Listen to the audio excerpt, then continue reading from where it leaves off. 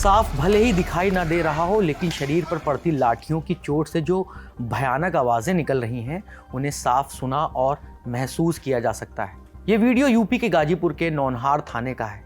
आरोप है कि पुलिस ने थाने की लाइट बंद करके बीजेपी कार्यकर्ताओं पर लाठीचार्ज कर दिया, जिसमें एक कार्यकर्ता सियाराम उपाध्याय की मौत हो गई। सियाराम विकलांग थे। बताया जा रहा है कि थाने में पुलिस ने जब लाठीचार्ज किया तो वो वहां से भाग नहीं पाए। पुलिस की बर्बरता का शिकार हुए सियाराम का 2 दिन तक अस्पताल में इलाज चला और 11 सितंबर को उन्होंने दम तोड़ दिया। सियाराम के पार्थिव शरीर को घर लाने पर पता चला कि उनके शरीर के कई हिस्सों पर जख्मों के निशान थे।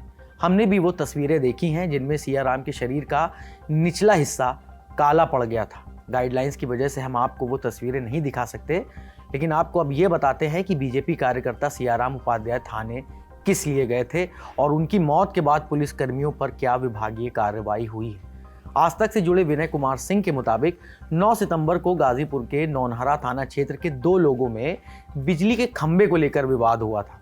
इसे लेकर बीजेपी नेता राजेश राय बागी अपने कुछ कार्यकर्ताओं के साथ नौनहरा थाने पहुंचे। इन कार्यकर्ताओं में सियाराम उपाध्याय भी थे।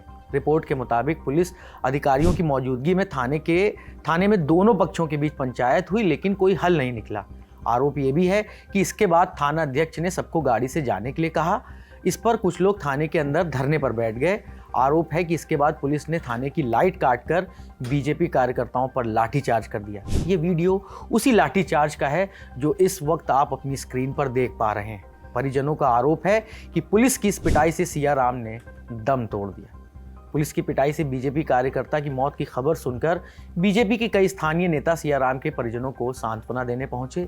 दूसरी ओर समाजवादी पार्टी यूपी पुलिस पर बेलगाम होने का आरोप लगाते हुए एसपी को सस्पेंड करने की मांग कर रही है। वहीं गाजीपुर के एसपी इरज राजा ने इस मामले पर पूरे थाने पर कार्रवाई की जानकारी दी है। उन्होंने बताया है कि एसओ समेत 6 पुलिसकर्मियों को सस्पेंड कर दिया गया है और 6 पुलिसकर्मियों को लाइन हाजिर कर दिया गया है। वहाँ पर उन लोगों की कुछ डिमांड्स थी, ठीक है, जिसमें उनके द्वारा ये कहा गया था कि इस पूरे प्रकरण की मजिस्ट्रेट जांच कराई जाए। तो मजिस्ट्रेट जांच के लिए डीएम साहब को लिख दिया गया है और मजिस्ट्रेट जांच गठित हो गई है। इसके अतिरिक्त उन लोगों ने पीएम कराने के लिए एक रिपोर्ट एप्लीकेशन दी है, उसके आधार पर पीएम कराया जा रहा है और पीएम में जो भी तथ्य आएंगे उनके अनुसार अग्रिम विधिक कार्रवाई इसमें अमल में लाई जाएगी। इसके अतिरिक्त 11 पुलिसकर्मियों पे कार्रवाई की गई है। 6 लोग इंक्लूडिंग एसएचओ, इनको सस्पेंड किया गया है तत्काल प्रभाव से एवं अन्य 6 लोगों को लाइन हाजिर किया गया है ताकि किसी भी तरह से कोई जांच को प्रभावित ना कर पाए। और जांच बिल्कुल, क्योंकि हम लोग चाहते हैं निष्पक्ष रूप से जांच हो और जो भी दोषी है उसको हम चिन्हित करके उसके विरुद्ध कार्रवाई करेंगे। बीजेपी कार्यकर्ता सियाराम उपाध्याय के चचेरे भाई मनीष बताते हैं कि वो योगी और मोदी के जबरदस्त प्रशंसक थे। वो संगठनों के कामों में भी बढ़ चढ़कर हिस्सा लेते थे और इस बार वो ग्राम प्रधानी की तैयारी भी कर रहे थे। अब ऐसे में उनकी मौत ने परिवार की उम्मीदों को तोड़ दिया है।